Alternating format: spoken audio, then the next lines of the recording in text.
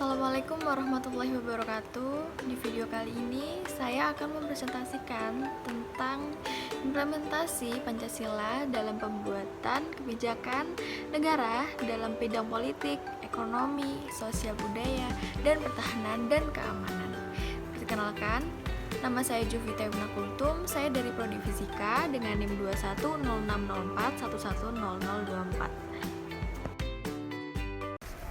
Pokok-pokok pikiran persatuan, keadilan sosial, kedaulatan rakyat, dan ketuhanan yang Maha Esa yang terkandung dalam pembukaan UUD NKRI tahun 1945 merupakan pancaran dari Pancasila, di mana 4 pokok pikiran tersebut mewujudkan cita-cita hukum yang menguasai hukum dasar negara, yaitu UUD 1945.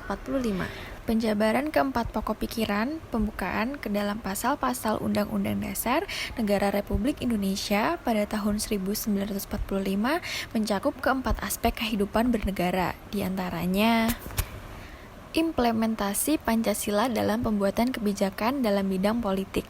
Pokok-pokok pikiran pancaran dari sila keempat dan kedua Pancasila yang merupakan landasan kehidupan nasional bidang politik di negara Indonesia.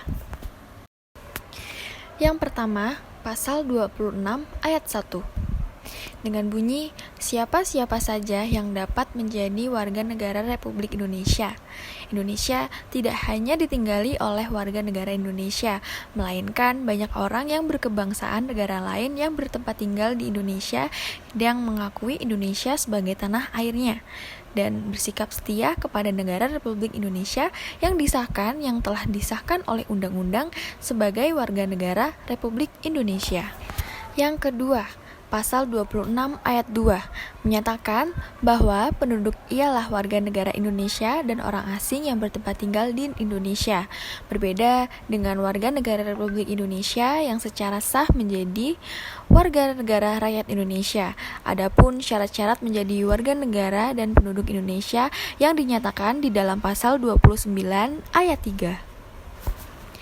Yang ketiga, pasal 27 ayat 1 menyatakan kesamaan kependudukan warga negara di dalam hukum dan pemerintahan dengan tidak ada kecualinya. Ketentuan ini menunjukkan adanya keseimbangan antara hak dan kewajiban dan tidak adanya diskriminasi di antara warga negara baik mengenai haknya maupun mengenai kewajibannya. Yang keempat, pasal 28 menetapkan hak warga negara dan penduduk untuk berserikat dan berkumpul, mengeluarkan pikiran, baik dengan lisan, tulisan, dan sebagainya. Dalam ketentuan ini ditetapkan adanya 3 hak warga negara dan penduduk yang digabungkan menjadi satu, yaitu hak kebebasan berserikat, hak kebebasan berkumpul, dan hak kebebasan dalam berpendapat. B. Implementasi Pancasila dalam pembuatan kebijakan dalam bidang ekonomi. Yang pertama, ada pasal 27 ayat 2. Tiap-tiap warga negara berhak atas pekerjaan dan penghidupan yang layak bagi kemanusiaan, memancarkan asas keadilan sosial dan kerakyatan yang merupakan HAM atas penghidupan yang layak. Yang kedua, pasal 33 ayat 1. Perekonomian disusun sebagai usaha bersama berdasarkan atas asas kekeluargaan menunjukkan adanya HAM atas usaha perekonomian. Ayat 2. Cabang-cabang produksi yang bagi negara dan yang menguasai hajat hidup orang banyak dikuasai oleh negara.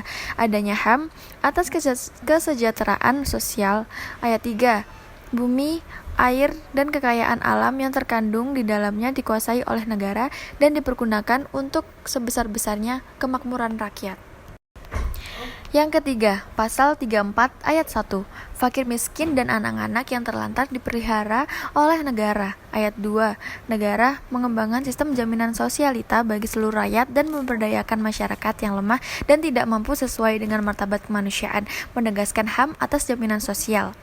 Dengan demikian, sistem perekonomian yang berdasarkan pada Pancasila dan akan dikembangkan dalam pembuatan kebijakan negara bidang ekonomi di Indonesia harus terhindar dari sistem persaingan bebas, monopoli, dan sebagainya yang berpotensi menimbulkan penderitaan rakyat dan penindasan terhadap sesama manusia. C. Implementasi Pancasila dalam pembuatan kebijakan dalam bidang sosial budaya. Yang pertama, pasal 29 ayat 1. Negara berdasarkan ketuhanan yang Maha Esa menegaskan kepercayaan bangsa Indonesia terhadap Tuhan yang Maha Esa. Ayat 2. Negara menjamin kemerdekaan tiap-tiap penduduk untuk memeluk agamanya masing-masing, beribadah menurut agama dan kepercayaannya, menyatakan atas HAM kemerdekaan beragama. Yang kedua, pasal 31 ayat 1. Setiap warga negara berhak mendapatkan pendidikan, HAM mendapatkan pendidikan. Ayat 2. Setiap warga negara wajib mengikuti pendidikan dasar dan pemerintahan wajib membiayainya, merupakan kewajiban asasi manusia.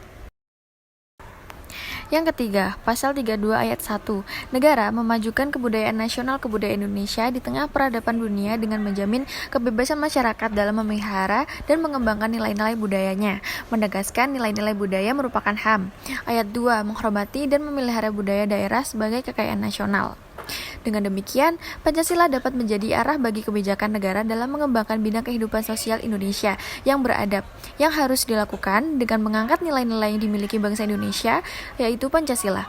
Hal ini tidak dapat dilepaskan dari fungsi Pancasila sebagai sebuah sistem etika yang keseluruhan nilainya bersumber dari harkat dan martabat manusia sebagai makhluk yang beradab.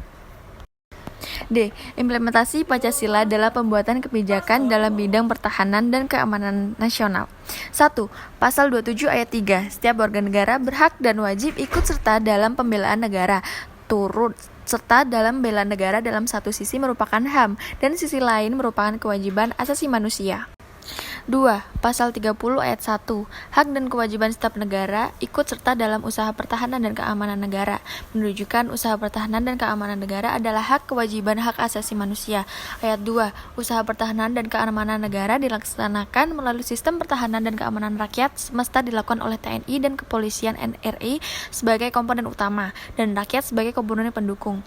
Ayat 3. TNI terdiri dari AD, AL, AU sebagai alat negara yang bertugas mempertahankan, melindungi, mengayomi, melayani masyarakat, serta menegakkan hukum. Ayat 5. Susunan dan kedaulatan TNI, Kepolisian NRI berhubungan kewenangan TNI di dalam menjalankan tugas-tugasnya, syarat-syarat keikutsertaan warga negara dalam usaha pertahanan dan keamanan negara, serta hal-hal yang terkait dengan usaha pertahanan dan keamanan diatur oleh undang-undang. Sekian penjelasan dan video dari saya, kurang lebihnya mohon maaf. Wassalamualaikum warahmatullahi wabarakatuh.